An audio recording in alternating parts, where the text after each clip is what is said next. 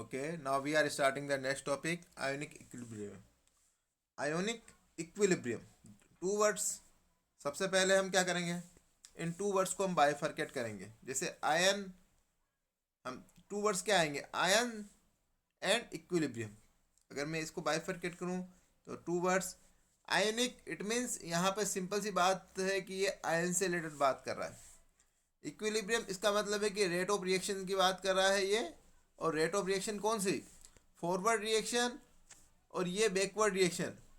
अगर इनकी rate of reaction equal आ जाए उस केस में हम इक्विलिब्रियम के बारे में बात करते हैं. तब हमने केसी के बारे में भी बताया था आपको. तो वहाँ हमने बात की थी, जब केमिकल इक्विलिब्रियम की बात की थी तब हमने केमिकल्स का यूज़ किए के बारे में बताया था. उसमें हमने एटम्स मॉलिक्यूल्स के बारे में समझाया था.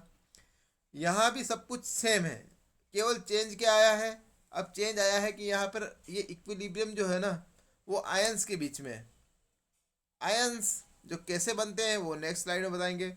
इसमें आपको डेफिनेशन किस तरीके से लिखनी है, इक्विलिब्रियम इन्वॉल्विंग आयंस, मतलब वही इक्विलिब्रियम है, अब केवल आयंस और इंक्लूड कर दिया है. अब ये आयंस कैसे बनते हैं इसके बारे में समझाते हैं आपको, ठीक है ना. ये देखिए आयंस कैसे बनते हैं. आयंस बनने के लिए बहुत सिंपल सी तरीका है कि एटम्स मॉलिक्यूल से ही आयंस बनते हैं. अगर मुझे NaCl की बात करनी है तो NaCl क्या है, एक मॉलिक्यूल से. कौन सा है, आयोनिक मॉलिक्यूल से.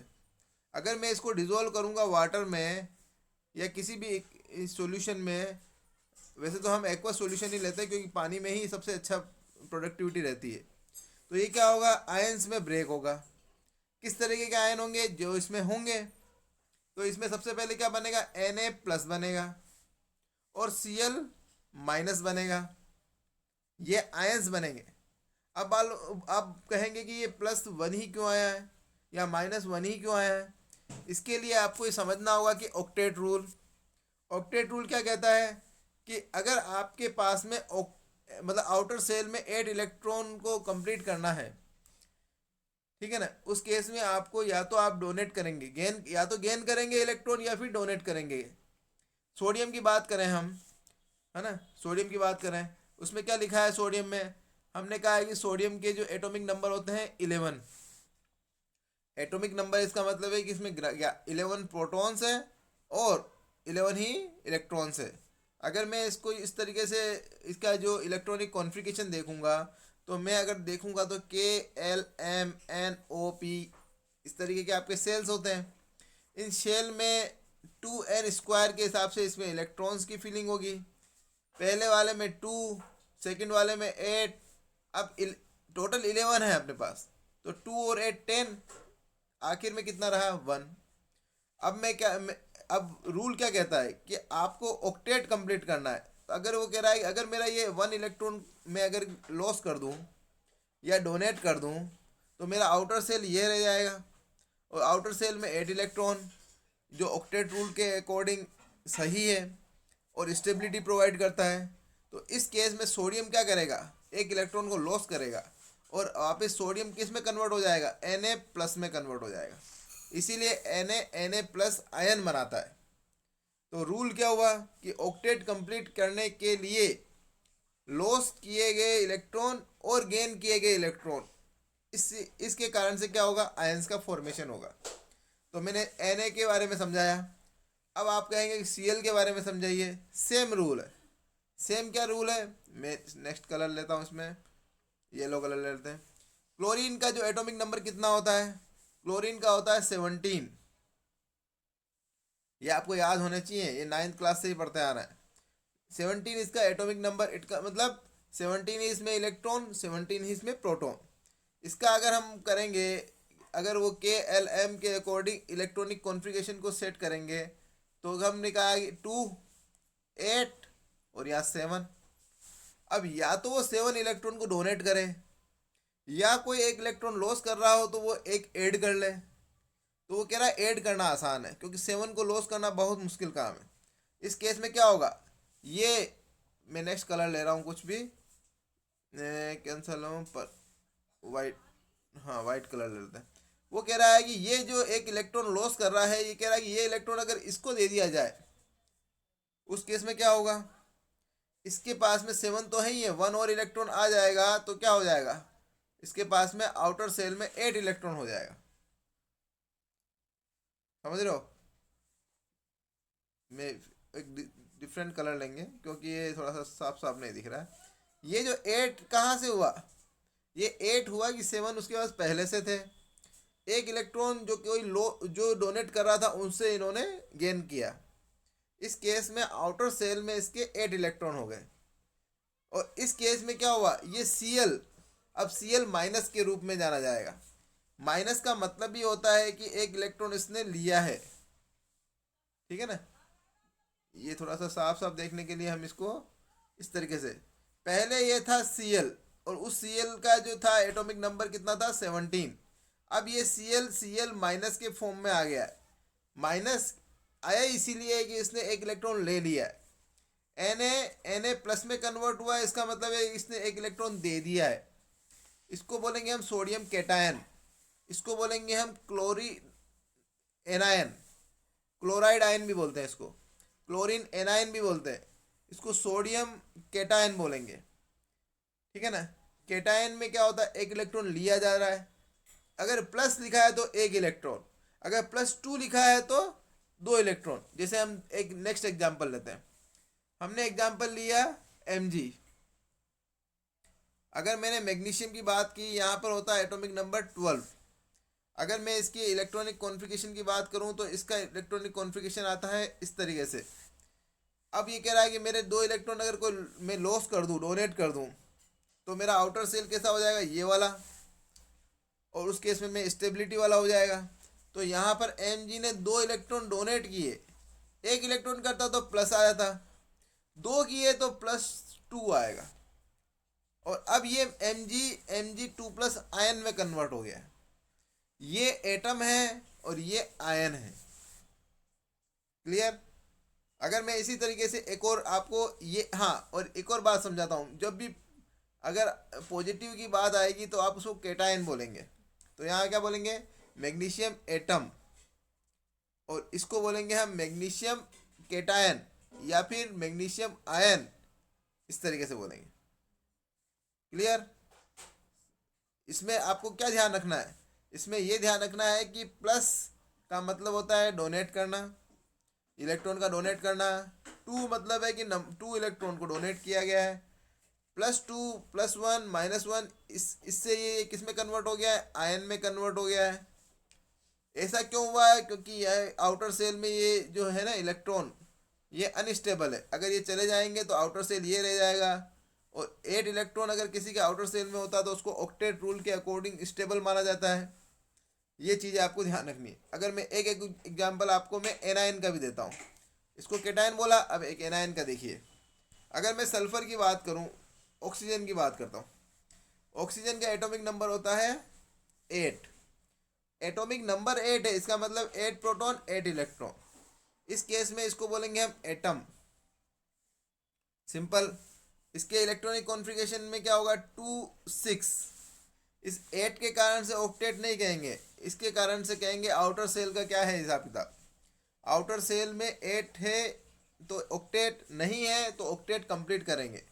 कैसे करेंगे, वो कह रहा है कि अगर मुझे कोई 2 इलेक्ट्रॉन और दे दे, है ना, ये कह रहा है कि मुझे 2 इलेक्ट्रॉन कोई और दे दे, तो मेरे 2 इलेक्ट्रॉन ऐड होते ही मेरे पास कितने हो जाएंगे, 2 और 8 हो जाएंगे। अब ये जो कॉन्फ़िगरेशन है ये स्टेबल कॉन्फ़िगरेशन कहलाता है। किसमें, जिसमें आउटर सेल में 8 इलेक्ट्रॉन हो जाए। इसके लिए इसने लिए हैं, मतलब इनका अकाउंट कैसा हो जाएगा, नेगेटिव, लोन लिया है इन्होंने। तो ऑक्सीजन किस में हो जाएगा, माइनस। अगर एक इलेक्ट्रॉन लेता तो एक माइनस, पर यहाँ 2 लिए तो यहाँ पे -2। इस केस में इसको बोलेंगे ऑक्सीजन आयन या ऑक्सीजन एनायन या ऑक्साइड आयन, तीनों नाम इन्हीं के हैं। पर यहाँ से ये एटम से किस में कन्वर्ट हो गया, आयन में कन्वर्ट हुआ। इसका कारण क्या था पीछे, ऑक्टेट कंप्लीट करना। ऑक्टेट का मतलब आउटर सेल में 8 इलेक्ट्रॉन कितने लेगा, कि जितने इलेक्ट्रॉन हैं और उसको ऑक्टा करने के लिए जितने इलेक्ट्रॉन चाहिए।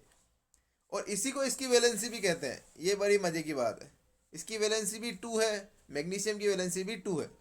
वैलेंसी कभी भी प्लस और माइनस नहीं होती है। ठीक है ना। पर आयंस के बारे में आपको एनायन और केटायन इसके बारे में अगर बात की जाएगी तब आपको माइनस और प्लस लिखना होगा। वैलेंसी में प्लस माइनस नहीं लिखेंगे, ठीक है ना। चार्ज और वैलेंसी में यही फर्क है।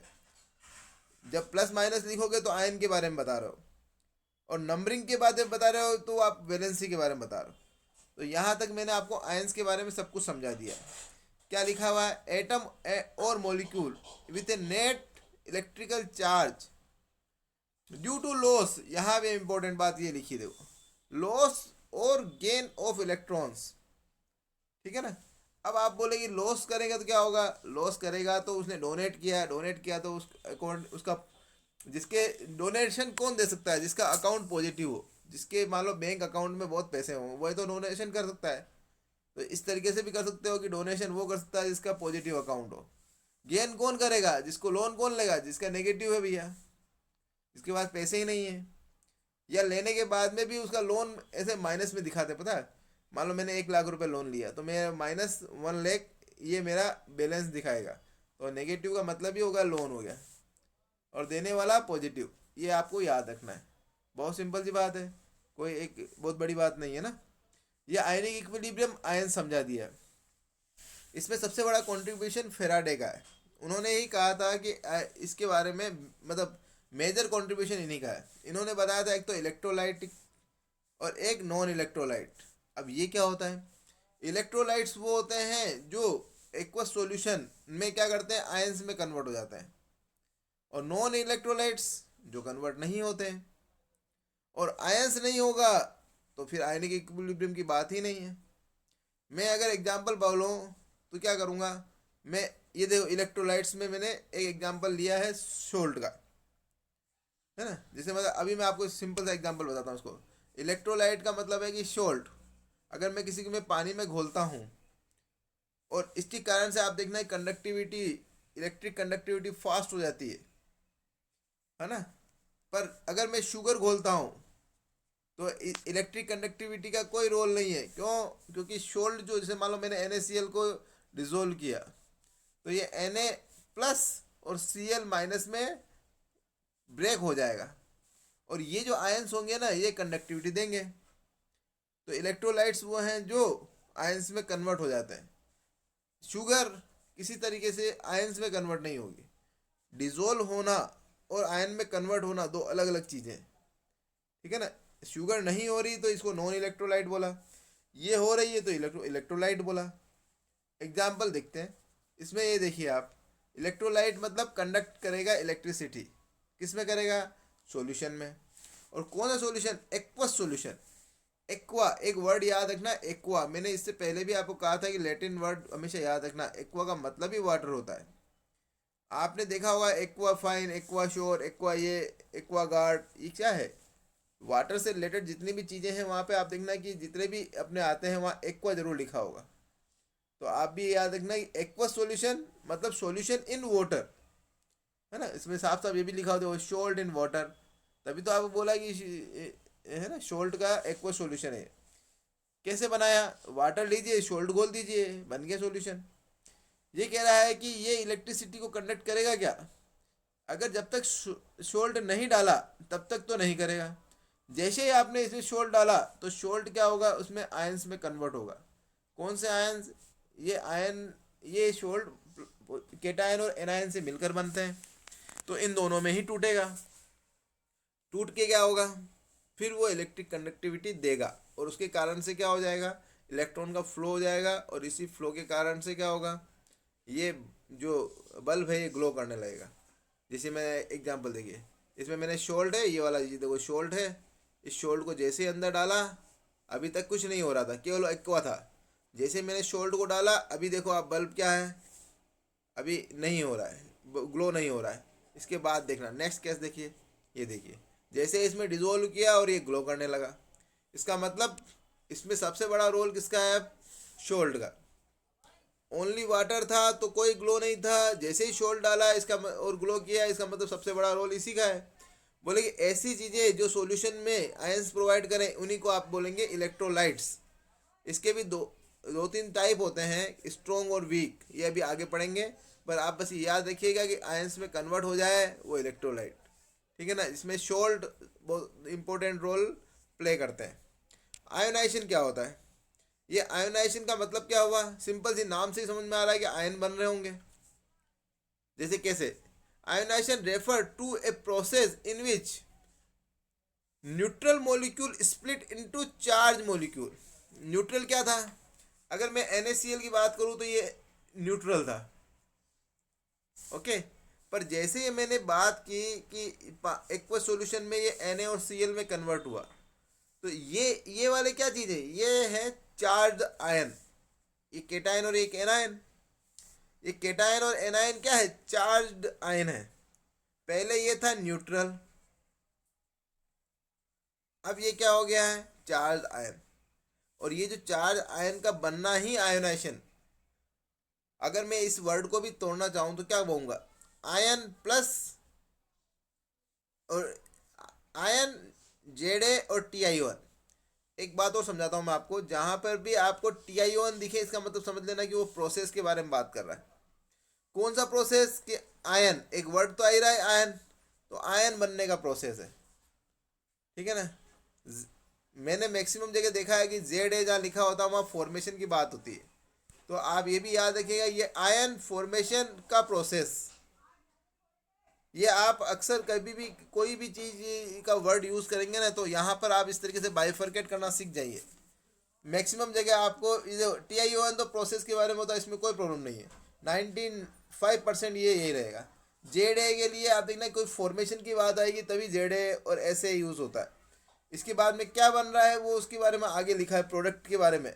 यहाँ पे जो चीज़ लिखी होती है, जैसे क्रिस्टलाइजेशन मतलब क्रिस्टल बन रहा है ना। न्यूट्रलाइजेशन मतलब न्यूट्रल प्रोडक्ट बन रहा है, ठीक है ना। उसकी तरीके से और भी चीज़ें हैं, ये मैंने अक्सर देखा है, इसलिए आप इसको उसी तरीके से पढ़िए। आगे ये क्या लिखा हुआ है? आयोनाइजेशन प्रोसेस में क्या बन रहा है? न्यूट्रल मॉलिक्यूल स्प्लिट हो रहा है, NaCl स्प्लिट हो रहा है, किस में कन्वर्ट हो रहा है? चार्ज आयन में। और वो चार्ज आयन जब तक कब कब होगा? जब वो सॉल्यूशन फॉर्म में आएगा। तो बहुत सिंपल सी डेफिनेशन है, ये आप लिखेंगे, है ना। एक दो वर्ड हो गया आयोनाइजेशन, एक डिसोसिएशन। ये डिसोसिएशन क्या होता है ये भी देखिए। Dissociation refer to the process, ये भी एक प्रोसेस है। डिसोशिएट होना, ये भी एक वर्ड के समझ रहे हो कि किसी चीज़ को ब्रेक होने के लिए हम डिसोशिएट यूज़ करते हैं, तो यहाँ पर भी वही चीज़ लिखी है। Process of the separation of the ion in water already exist as such as solid state of the solute.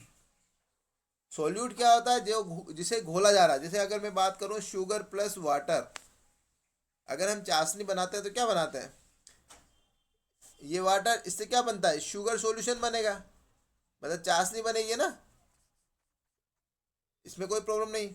तो ये शुगर जो है ना ये सोल्यूट है, और जिसमें घोला जाता है वो सोलवेंट है।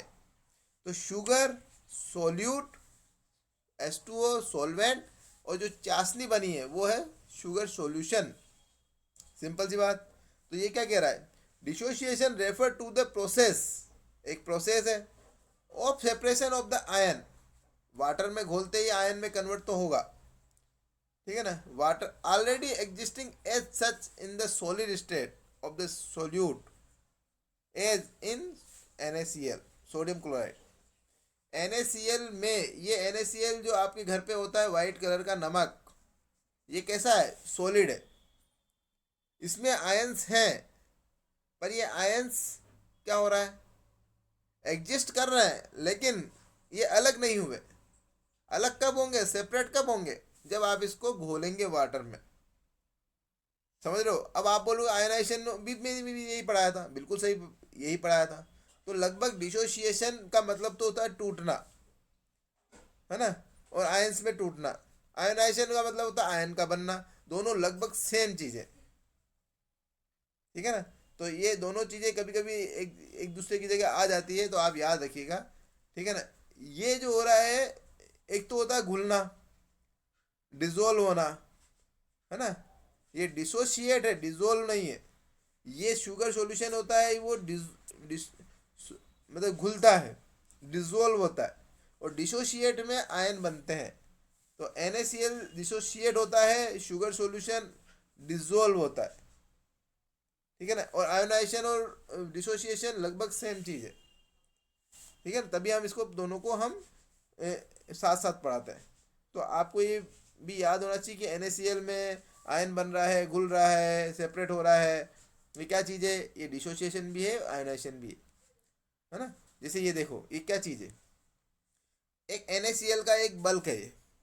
आपको इससे पहले मैंने क्रिस्टल स्टेट में पढ़ाया होगा कि NaCl में क्या होता है, एक Na को कितने 6 Cl घेरे रहते हैं, और एक Cl को 6 Na घेरे रहते हैं, ठीक है ना। इसमें ऐसा ही होता है, 6 Na सराउंड, मतलब एक क्लोरीन आयन के सराउंड में रहते हैं, उसको घेरे रहते हैं, एक क्लोरीन को 6 Na घेरे रहते हैं। इस तरीके से वो एक क्रिस्टल बनता है, ये एक क्रिस्टल लेटिस है, कोई प्रॉब्लम नहीं है। जैसे ही पानी में गया, और पानी में जाते इससे पहले वो बल्क है, एक न्यूट्रल मॉलिक्यूल है, अब वो किस में कन्वर्ट होगा, अब वो कन्वर्ट होगा इस तरीके से। इसमें क्या है देखिए, ये देखो एक सोडियम है, ये देखो ये सोडियम अंदर की तरफ है, या सोडियम यहाँ है, और चारों तरफ पानी ने घेर लिया है, ठीक है ना। इस तरीके से क्या हुआ, ये डिजोल्व हो गया, ये डिसोसिएट हो गया, ठीक है ना। पानी का मॉलिक्यूल क्या होता है, एक ऑक्सीजन, दो हाइड्रोजन, ठीक है ना, दोनों के बीच में 104 पॉइंट समथिंग एंगल होता है, ठीक है ना, 2 Lp होते हैं। अब आप बोलोगे ऑक्सीजन ऐसा क्यों होता है, बिल्कुल सही है, ऑक्सीजन और हाइड्रोजन के बीच में इतना ही एंगल होता है। क्यों होता है, क्योंकि यहाँ पर इसके पास में एक ये Lp है, 2 Lp है, ये आपस में क्या होगा, रिपल्शन होगा, Lp Lp रिपल्शन। और लोन पेयर रिपल्शन सबसे ज़्यादा होता है, फिर lone pair bond pair repulsion होगा, तो इधर इसी तरह से करेगा तो 104 का एंगल बनेगा। तो ये इसी तरीके का ये बता रहा है ना। अगला, ये डिसोसिएशन का एग्जाम्पल ना, डिसोशिएट हुआ। अब नेक्स्ट आपको पढ़ाया गया है इलेक्ट्रोलाइट्स। अब वो कह रहे हैं कि कुछ इलेक्ट्रोलाइट्स होते हैं जो फटाफट ब्रेक हो जाता है, कुछ इलेक्ट्रोलाइट्स होते हैं जो थोड़ा सा टाइम लगाते हैं, मतलब 100% नहीं होते हैं। जैसे NaCl जितना है, NaCl ये जितना है उतना पूरा का पूरा ब्रेक हो जाएगा, ब्रेक होने के बाद में केटायन प्लस एनायन बनाएगा, ठीक है ना। ये कंप्लीटली डिसोल्व हो जाए, डिसोशिएट हो जाए, आयन में कन्वर्ट हो जाए, तो इसको बोलते हैं हम स्ट्रॉन्ग इलेक्ट्रोलाइट। पर अगर मान लो कि कंप्लीट नहीं हो, जैसे NH4Cl, ठीक है ना, ठीक है ना, अब वो क्या होगा, पूरा पूरा तो नहीं होगा, जितना हो पाएगा, कितना होगा, मान लेंगे 80% ही हुआ, या फिर 60% ही हुआ, तो उसको बोलेंगे हम वीक इलेक्ट्रोलाइट, है ना। अगर मान लो जितना है जल्दी हो जाए और कंप्लीटली डिजोल्व हो जाए, डिसोशिएट हो जाए, आयन में कन्वर्ट हो जाए, तब आप उसको स्ट्रॉन्ग इलेक्ट्रोलाइट बोलेंगे। और नहीं हो पाए या पूरा नहीं हुआ, उस केस में आप बोलेंगे इसको वीक इलेक्ट्रोलाइट। इसके एग्जाम्पल्स भी हैं बहुत सारे, अभी आपको बताएंगे। ये साफ साफ लिखा है, देखो स्ट्रॉन्ग इलेक्ट्रोलाइट क्या कहते हैं, वो कह रहे almost completely ionise in solution. Almost मतलब लगभग 100%, मतलब 98% हो गया तो भी हम उसको स्ट्रॉन्ग ही बोलेंगे, ऑलमोस्ट कंप्लीट हो जाए आयोनाइजेशन, ठीक है ना। NaCl का ये बात आपको बताई दी है ना। इसके बाद में ये कैसे होता है देखिए आप, एक्चुअल में क्या होता है, ये एक इस तरीके का एक मॉलिक्यूल था, ठीक है ना।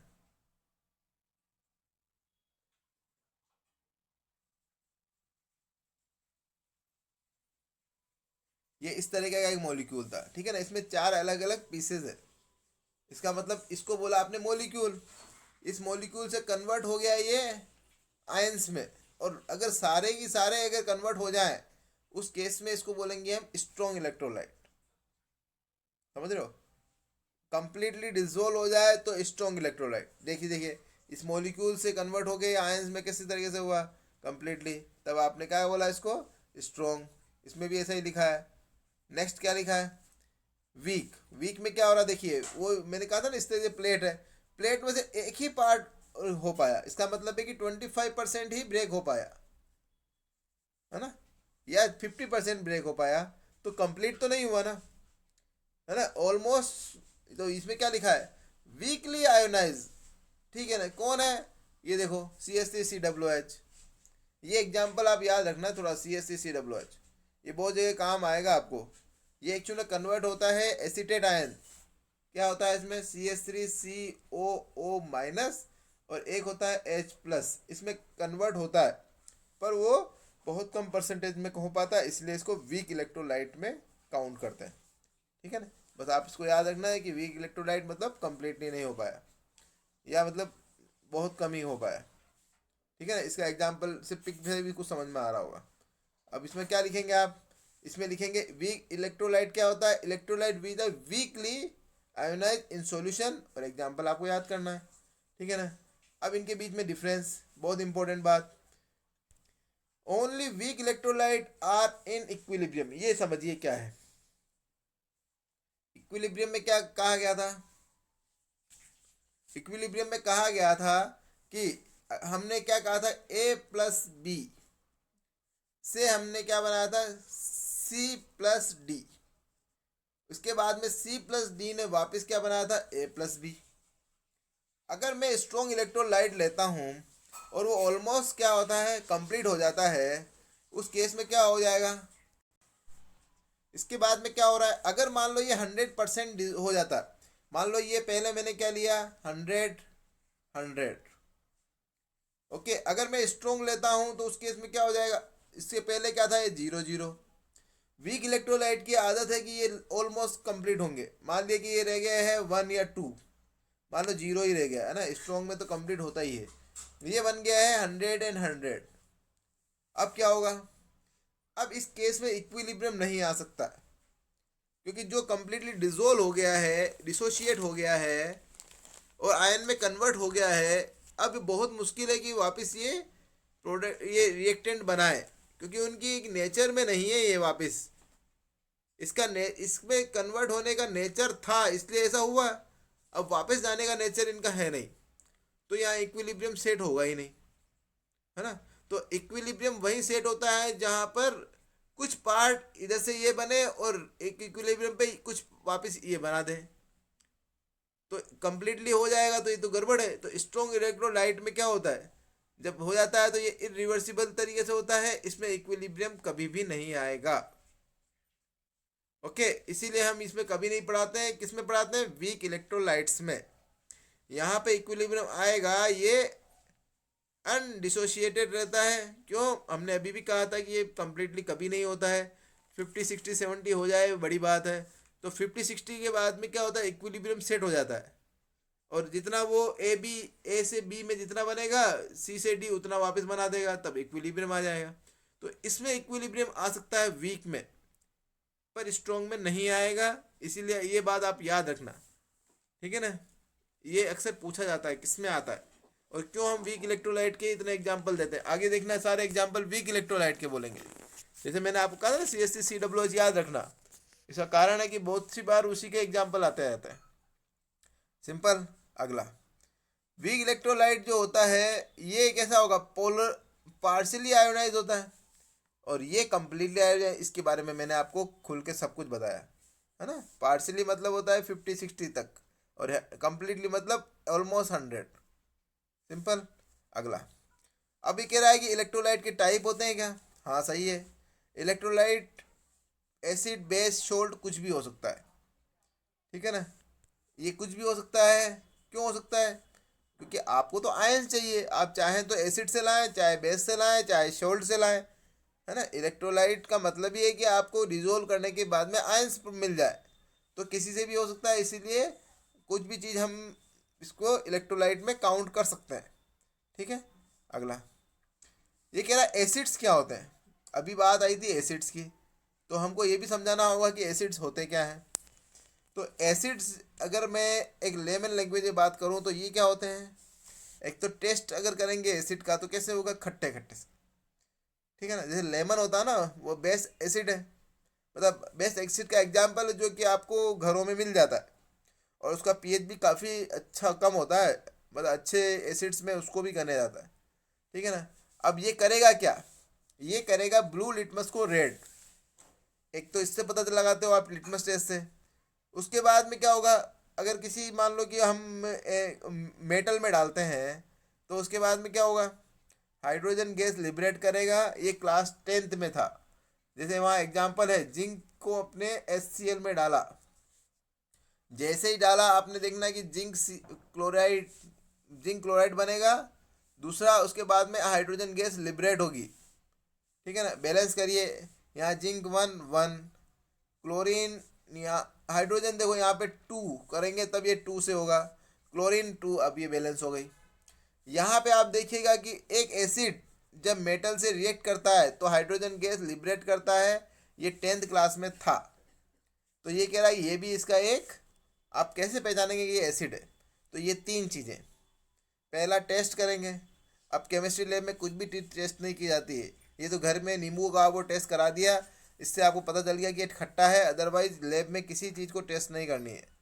हो सकता है कि वो पॉइजन हो, साइनाइड हो, पता चला कि आपका साथ कुछ हानि हो जाए, तो कुछ भी टेस्ट नहीं करते हैं ना। तो ये बात आप केवल होममेड चीज़ें, और हम एसिड के बारे में ही बता रहे हैं, उसके बाद में कभी नहीं बताते हैं ज़्यादातर, है ना। टेस्ट में ये होते हैं खट्टे, लिखा हुआ है जो मान लीजिए, टेस्ट नहीं करना है।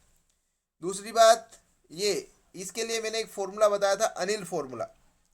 जो एसिड होता है, ए फॉर अम्ल, नी फॉर नीला, ले फॉर लाल। अनिल फॉर्मूला क्या कहता है? अनिल फॉर्मूला ये कहता है कि अम्ल नीले को लाल करते हैं। ये हमारे हिंदी में समझाते थे, हालांकि आपके लिए अभी एक और मुँह है, लेकिन आप ये याद रख रहे हैं, हम जैसा मैं याद करता हूँ। ए फॉर अम्ल मतलब एसिड, नी फॉर नीला, नीला मतलब ब्लू, ले फॉर लाल, लाल बोले तो रेड। तो इसमें आप कंक्लूजन क्या निकालेंगे?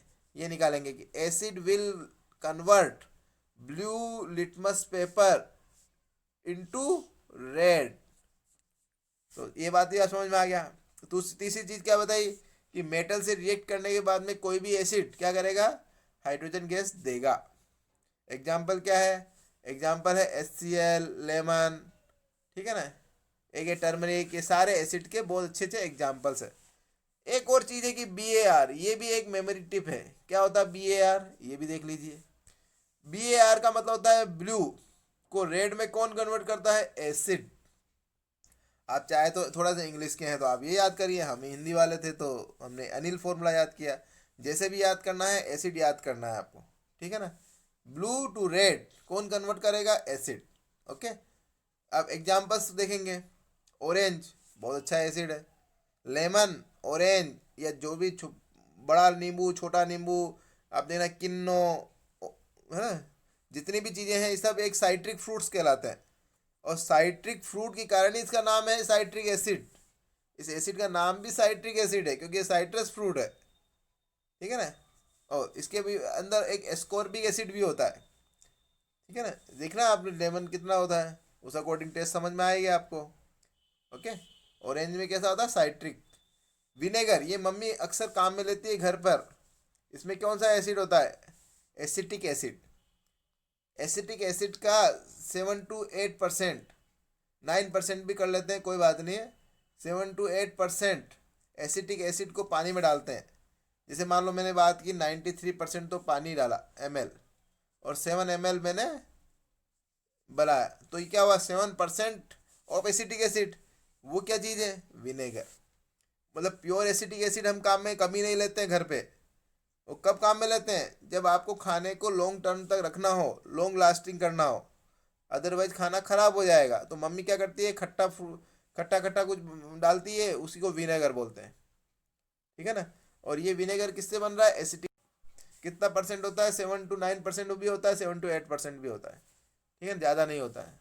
एसिड का नाम याद रखना। टर्मरिक इमली में होता है, कौन सा? टी से ही याद रखना, टी से टर्मरिक, टी से टार्टरिक, ठीक है ना। ये सिंपल सी बात है। खट्टी खट्टी लगती है ना इमली, तो टार्टरिक एसिड है उसमें।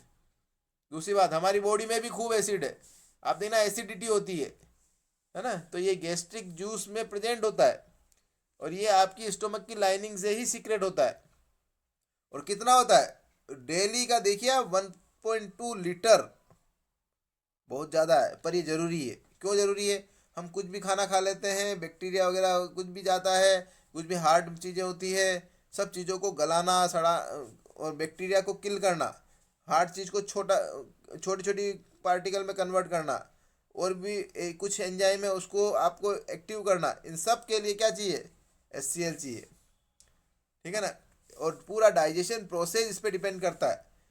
ठीक है ना। तो एसिड कितनी काम की चीज़ है, आपकी बॉडी में काफ़ी अच्छा, एक तो अमाउंट भी बहुत ज़्यादा है, देखो 1.2 लीटर। और दूसरी बात है उसकी जो होती है ना वो इंटेंसिटी, वो भी बहुत ज़बरदस्त होती है। देखा नहीं आपने, एक खट्टी खट्टी डकार आती है तो पूरा जलने लगता है। तो इसका मतलब इंटेंसिटी ऑफ द एसिड भी काफ़ी अच्छी है। ठीक है ना। तो एसिड आपके खूब आपको पता है। अब बनाएंगे बेस। बेस क्या होते हैं, जैसा एसिड पढ़ाया उसका उल्टा पढ़ाना है बेस।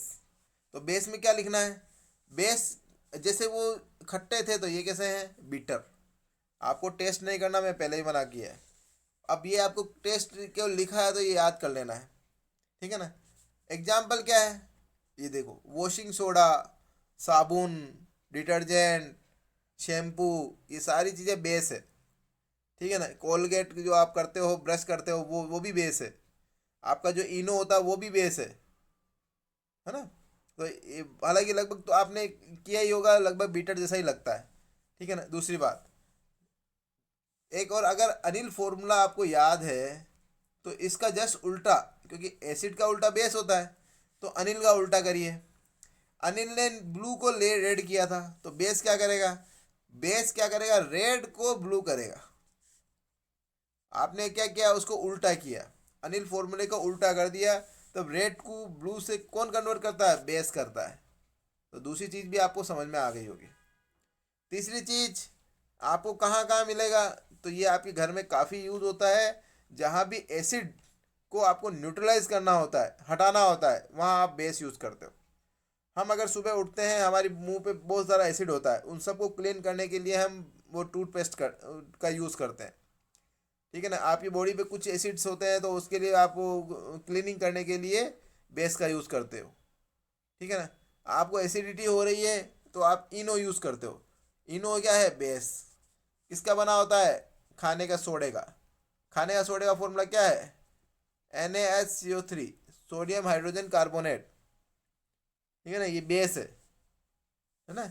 अगला, ये आपका वॉशिंग सोडे का फॉर्मूला क्या है, Na2CO3, ये भी बेस है। सब चीज़ें बेस है ना, जहाँ से एसिड को क्लीन करना हो सब बेस ही है। ठीक है, यहाँ तक आपको एसिड बेस। अच्छा, सोल्ट क्या होता है, एसिड और बेस दोनों को अगर जोड़ दिया जाए तो एक प्रोडक्ट बनेगा, उस प्रोडक्ट का नाम है सोल्ट और वाटर। ठीक है ना। इसी को बोलते हैं हम न्यूट्रलाइजेशन रिएक्शन। ठीक है ना। समझ में आ गया होगा आपको। न्यूट्रलाइजेशन रिएक्शन क्या है, एसिड और बेस जब मिक्स होता है, किसमें, राइट प्रोपोर्शन में। राइट प्रोपोर्शन मतलब इनका एक स्पेशल प्रोपोर्शन होता है, उसमें आपको एक रिएक्ट करता है। मतलब एसिड का एक मोलिक्यूल को बेस का एक मोलिक्यूल करेगा, और वो रिएक्ट करके क्या होगा, सोल्ट बनाता है। ठीक है ना।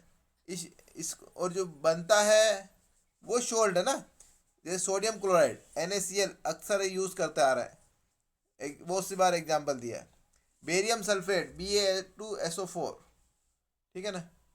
तो Ba2SO4 क्या है, ये वो है, क्या है, सोल्ट। सोडियम नाइट्रेट NaNO3, है ना। समझ में आया, ये सारे बेसेस है। ठीक है ना। अब कौन कौन से स्ट्रॉन्ग बेस है, ये आपको मैं अगली थ्योरी में बताऊंगा।